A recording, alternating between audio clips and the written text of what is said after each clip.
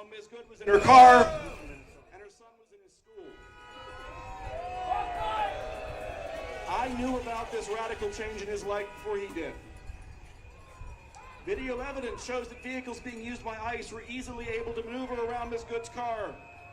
One ICE officer screamed at Ms. Good to get out of the fucking car while he tried to yank her car door open.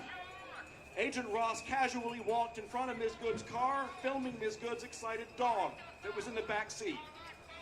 Agent Ross filmed Ms. Good try to steer away from him by turning her tires without forward movement as he drew his weapon. Apparently frightened by the two-man advance, Ms. Good's wife, who stepped out of the car, screamed, "Drive, baby, drive." Agent Ross shot Ms. Good once through the front windshield from the left forward of her car, twice through the driver's side window.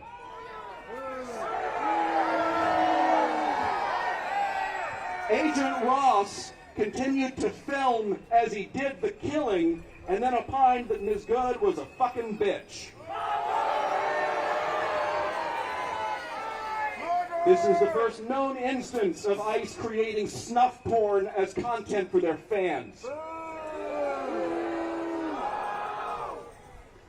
The administration has it in its power to disavow Agent Ross. They could have said that he was a rogue agent, that he acted against his training. They could have said he was confused. They could even have said that there were many very fine people on both sides of this tragedy.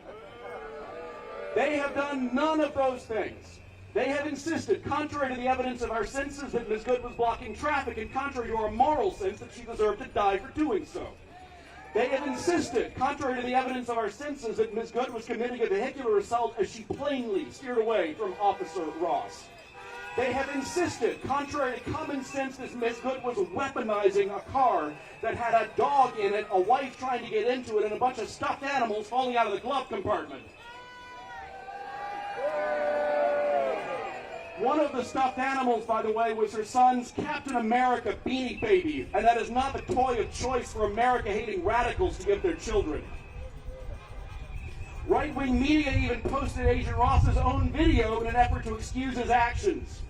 The fact that his video does not show anything that justified his killing Ms. Good didn't give them pause. The point of releasing the video was not to give us evidence that Ms. Good was a threat.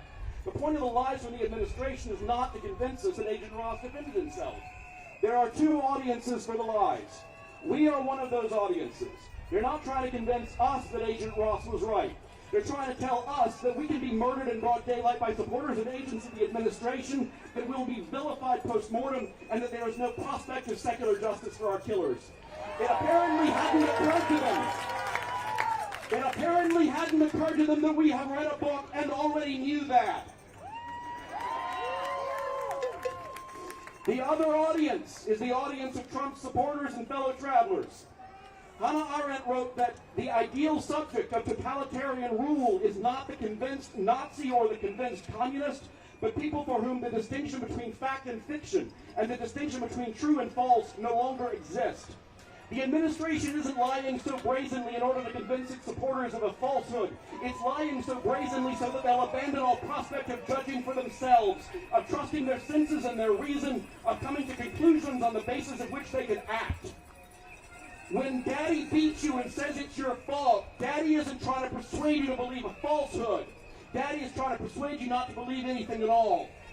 Trump's supporters are critically lacking in self-esteem. They see the lies, but they don't think that they deserve the truth. They see the horrors, but they don't think that it's theirs to judge. And as time passes, it's easier for these people to just continue their self-debasement than to insist on their value as human beings.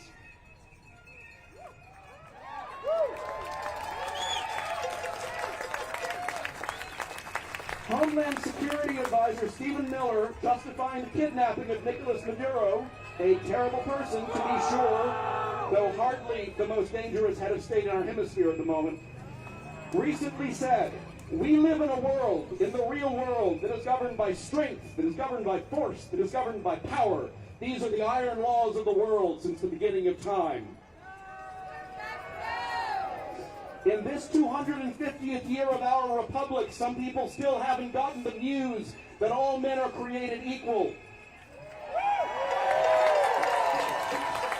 The iron laws of the world since the beginning of time were always a lie. Our revolution revealed it as such. Those old lying laws of the preening parasites are being replaced all too gradually and hesitantly by the new law world, a real world that governs itself with reason, that governs itself with justice. When I was young, we pledged allegiance every morning to the flag of a republic with liberty and justice for all. Ms. Good's murderers from Agent Ross to the entire administration loathe that republic. They want a red, white, and blue wasteland from sea to boiling sea. And in this 250th year of our republic, we are going to stop them.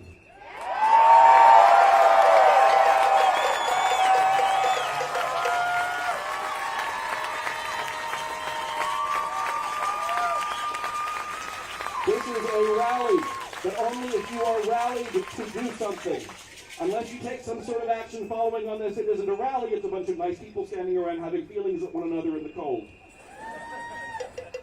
ICE isn't staging, note the word, stage, that's for a spectacle, isn't staging a major kidnapping and content generation operation here. That would be prejudicial to our Republican governor. They stage their operations in blue states to generate hatred toward Democratic administrations. So there's only so much that we can directly do. Indirectly, please find and fund the organizations that are fighting back and reporting from the frontline cities like Minneapolis. More directly, there are 2 local governments to talk to.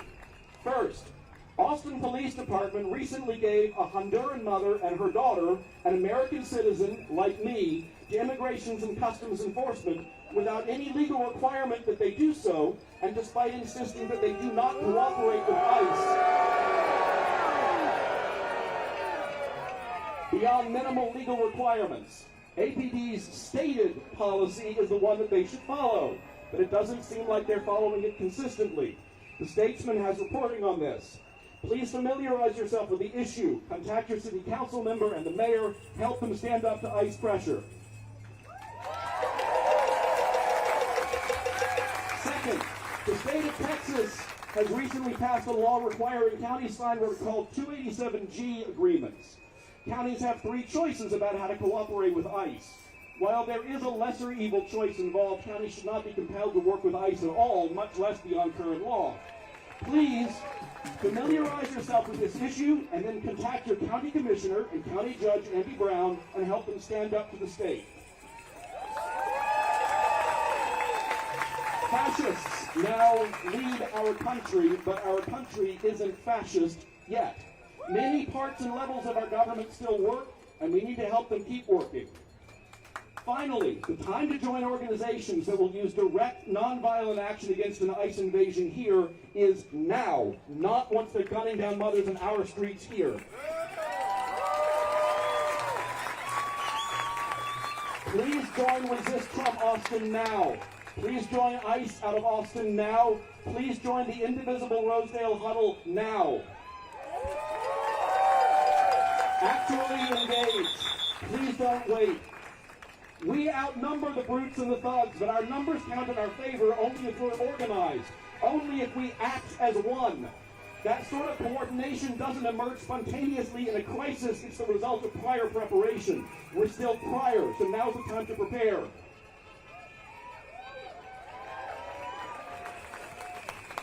Remember, the great men and women who brought us to this point are only great in retrospect. At the time, they were just like you and me. They struggled to bring a new world into being with no more assets than we have, and without their splendid example of inspiration. Now it's our turn. And as Ms. Good's son's Beanie Baby might have said, I can do this all day. Thank you so much, Professor Register. Thank you very much. And now up next, Congressman Catar.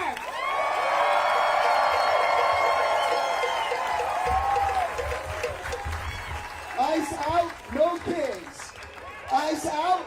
No kids. ICE out. No kids. ICE out. No kids. ICE out. No kids. ICE out. No kids. I'm Greg Catar, and I'm so honored to represent Austin, Texas in the United States Congress. And I'm here to talk to you about what we can do. Because we cannot bring Renee Good back, no matter how much we would like to. We cannot fix this with a vote in Congress tomorrow. because the Republican majority there supports the killing in Minneapolis, or at least are willing to defend it or be complicit in it. And we cannot wait here in despair. We cannot do nothing. We cannot fall into hopelessness. So I'm here to talk about at least three things we can do. First, we can do something about Homeland Secretary Kristi Noem. Kristi Noem has sent ICE into our communities not to keep anyone safe, but has caused chaos and harm and even death. Kristi Noem has slashed staffing at FEMA and delayed. All reports show she delayed search and rescue for the floods in Kerrville by 72 hours. And then, by spreading propaganda and lies after Ms. Good's death, Kristi Noem endangers us all by creating a culture of impunity at the federal level. And what Trump and Vance want you to feel like is there's nothing you can do about it. Y'all will remember when recently it seemed like Elon Musk was running the whole federal government. They made it seem like he was untouchable and there was nothing anybody can do about it. We had marches and rallies here at Austin City Hall and at the U.S. Capitol. People held their elected officials accountable, showed up at town hall after town hall after town hall, made their voices heard just like this, and we fired Elon Musk. Well, I think it's about time we fire Kristi Noem.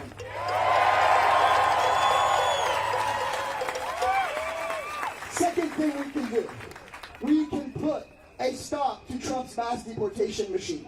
We can do that. Because the biggest thing that Trump has done this last year is he passed this thing he called his beautiful bill, I call it the billionaire bootlicker betrayal bill, where he took all our money and he sent it to two places. One, he sent it to his billionaire friends, and two, he put it in this mass deportation machine. And look, as your representative, I find it important to tell people the truth. There are many of our friends and neighbors, people I've spoken with, good people, who voted not only for Trump, but voted for stricter immigration enforcement. They did. But they did not vote for this. They did not vote for this shooting. They did not vote for this killing. And when they hear from you, when they see these videos and hear from you, that they are deporting teachers out of our community, that they're separating families, that they're deporting nurses, that Trump said he was going to go after the criminals and he's going after construction workers and custodians and our friends and family. We need to go and talk to those people. We come to this rally and then we go have that dinner conversation, have that conversation with that coworker, so that we can vote out the people that are complicit in defending this killing and install a new set of leaders that will take that money away from the billionaires and away from the deportation machine and give it back to the people right here in Texas. It's not easy. It's not a shortcut. You don't do it tonight. We do it by organizing people the hard way. We do it the hard way. And the third thing, and here's where I think my own party, the Democratic Party, needs to change and deserves a little criticism. The third thing, when we do that work, and when there's a Democrat again in the White House, we cannot do things like we did before. We need to fix this thing once and for all. And how about the way we come back from this is we say to the millions and millions of people who have been immigrants and been working in this community, we see you, you're a part of our community, you've been working, you've been paying taxes, the only thing you've done wrong is try to take care of yourself and your family. You deserve legal status and a speedy pathway to citizenship for those millions of people. That's what we do. Because after this, there has to be a world where things get better. And so I will close now with some words from Renee Good's wife. And she wrote, Renee lived with an overarching belief. There is kindness in this world, and we need to do everything we can to find where it resides. I am now left to raise our son and to continue teaching him, as Renee believed, that there are people building a better world for him. We honor Renee's memory by living her values, rejecting hate and choosing compassion, turning away from fear and pursuing peace, refusing division and coming together to build a world where we all come home safe to the people we love. Choosing courage, choosing kindness, choosing to look out for one another. That is the world we are fighting for, and it is an honor to be in that fight alongside each and every one of you, Austin, Texas.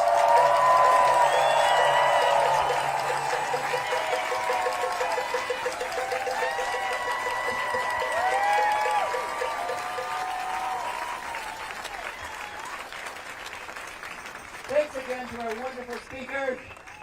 Thanks to all of you. We'll be here next 2 weeks from now, same place, same thing. Take your outrage, turn it to courage, and turn it to love for your community, and let's get something done here. Thank you again.